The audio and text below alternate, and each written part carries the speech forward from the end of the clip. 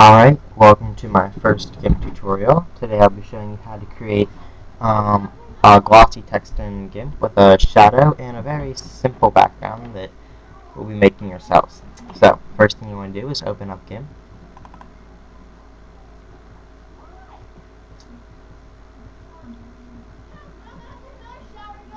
You're going to go to File, click New. You can use whatever dimensions you want, but I'm going to be using the preset ones. Click OK. And I'm just going to make mine full screen so it's easier to work with. So, first thing you want to do is create your text.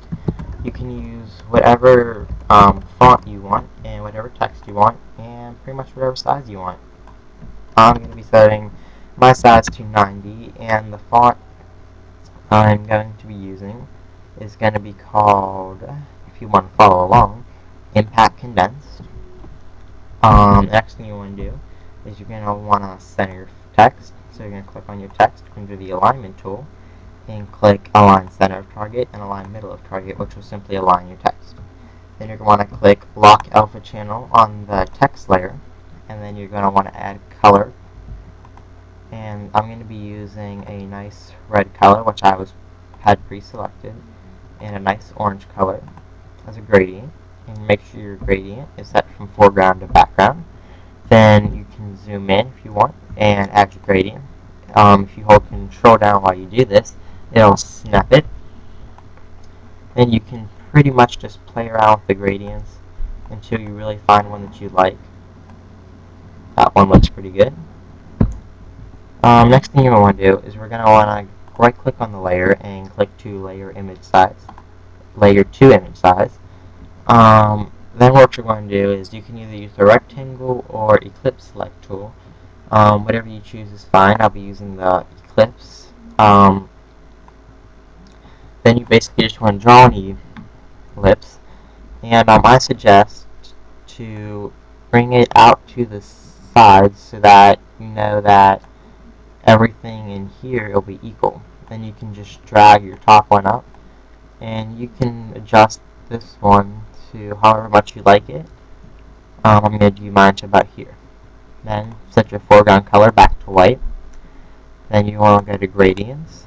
Gradients select foreground to transparent so that it doesn't go from white to orange. Zoom in, hold control again, and you can add the, this is basically what happens when you make the gloss. And you can add your gloss like that, very simple. Next step is to add the shadow. So you're going to click on this layer just to make sure you have it. Go to lights, filters, lights and shadow. Drop shadow. I'm just going to leave my settings the same. You can edit yours if you want. Click OK. You're going to want to change the perspective of the shadow, or if you want, you can simply leave it like that. Change the perspective, just click perspective, and on the drop shadow layer, click.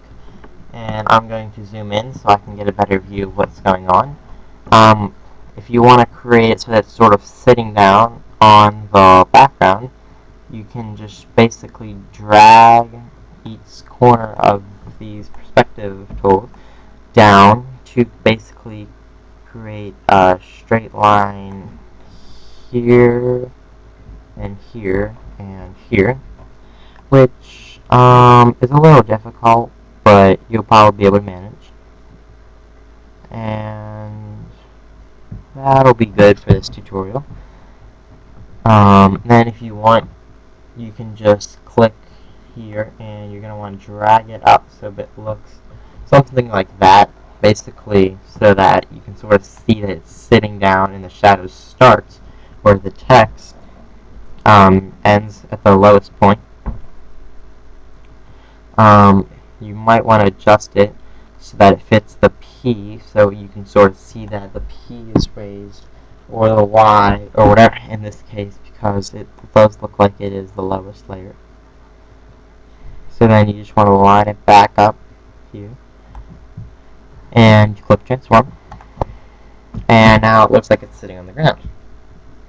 Now the next part is, of course, completely optional, and you don't have to do it, but it's just simply creating a very simple background, which doesn't look all that good, but sort of fits this. So first I'm going to right click on this layer and click layer to image size. Then go to the background layer, And I'm going to select a color that's really light, that sort of fits my theme, and dye my background that color.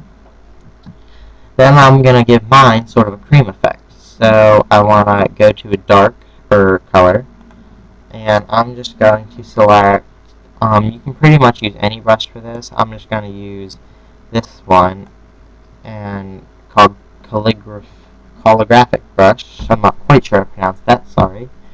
And basically you can just brush that around your image, as much or as little as you'd like. It's totally up to you. Then what I'm going to do is I'm going to create more white in this image.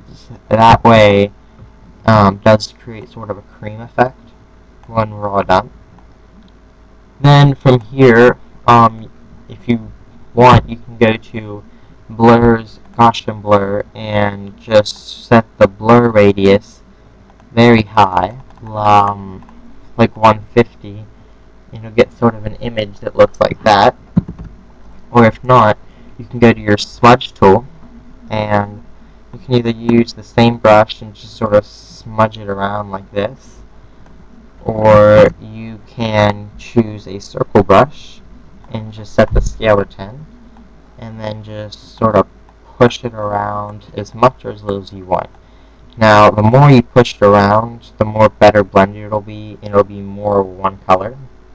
And for my image, I don't really want that, so I'm just going to push it around a little bit to sort of mix them all together and create a nice cream type color. Then you can go to filters, and if it's still up there, you can click reshow Gaussian blur, otherwise just go blur Gaussian blur. Then you can edit yours accordingly to how much mixed you want it. If you want it very littly mixed, you can make it really low, like around 25 to 50. Anything more will be fine. I'm just going to set mine to 100 and see if I like it. And that doesn't look too bad. I might go back and sort of blur this white out. Go to filters, reshow Gaussian blur. And for this one, I'm just going to set it very low, maybe back at 10. Oh, no, much more. Reshow Gaussian blur. 30. That looks okay. Maybe repeat it a few times if you want it to really fit. And that's pretty much all there is to this tutorial.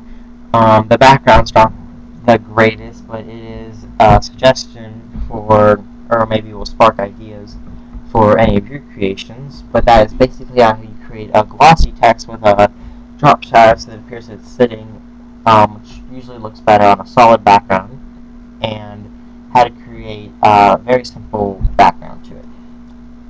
Thanks for watching, and hopefully stay tuned for some more tutorials.